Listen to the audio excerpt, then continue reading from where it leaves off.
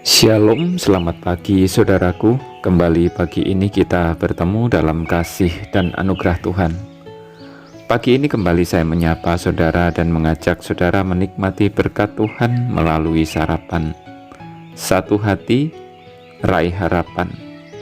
Firman Tuhan adalah harapan, dan firman Tuhan pagi ini kita akan membaca dari Amsal pasal 3 ayat 3 dan 4. Janganlah kiranya kasih dan setia meninggalkan engkau.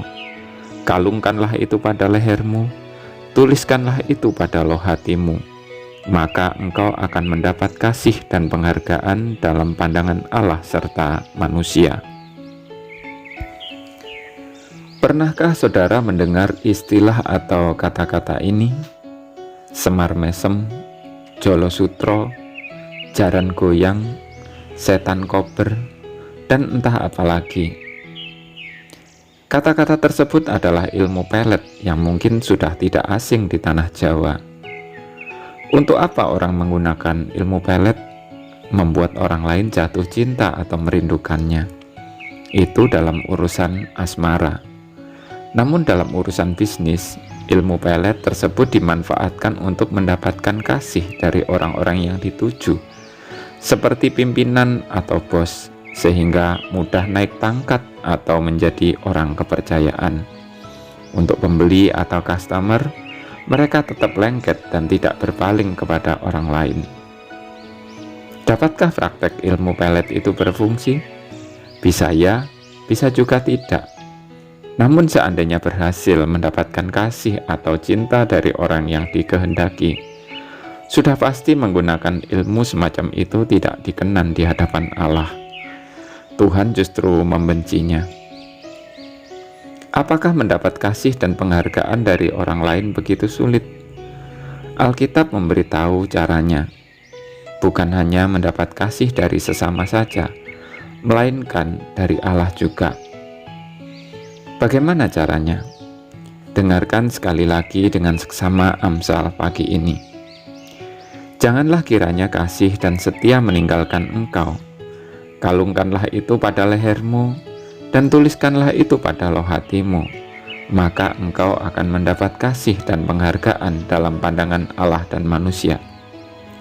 Jelas sekali bukan, bahwa kita dapat memperoleh kasih dan penghargaan, baik dari Allah maupun dari manusia. Yang harus kita lakukan adalah membuat kasih dan setia tidak pergi meninggalkan kita. Dalam terjemahan lain, kasih itu dapat dipahami sebagai belas kasih atau kebaikan. Nasihat yang diberikan adalah supaya kita mengalungkan kebaikan itu di leher kita. Ingat, prosesi apa yang menggunakan kalung sebagai simbol yang mengikat? Pertunangan atau pernikahan. Selain cincin, tidak jarang kalung dipakai sebagai perjanjian yang menguatkan, sebagai komitmen untuk setia. Jadi mengalungkan belas kasihan atau kebaikan di leher berarti membuat sebuah komitmen untuk menyatu dengan kebaikan itu. Dalam arti akan senantiasa melakukan tindakan yang penuh dengan belas kasih dan baik. Tindakan tersebut bukan hanya sekali atau sesekali, melainkan terus-menerus, sebab dikuatkan dengan kata setia. Ingatlah peribahasa ini. Panas setahun dihapuskan oleh hujan sehari. Artinya kebaikan yang dikerjakan sekian lama akan musnah hanya karena tindakan buruk yang hanya sekali. Demikian juga kebaikan yang hanya sesekali. Kebenaran yang dilakukan hanya di waktu-waktu tertentu tidak akan diperhitungkan. Sekarang kita tahu, untuk mendapat kasih dan penghargaan di hadapan Allah dan manusia, dibutuhkan komitmen yang kuat dan kesediaan untuk melakukannya dalam jangka panjang, bahkan sebisa mungkin terus-menerus. Perhatikan kata terukir dalam loh hatimu itu. Menurut pendapat saya, dapat dimaknai sebagai karakter mulia yang telah tertanam. Dengan demikian, tindakan kita yang penuh dengan belas kasihan dan baik, semua telah mendarah daging dan bukan dibuat-buat. Karakter itulah yang membuat Allah senang dan sesama sayang.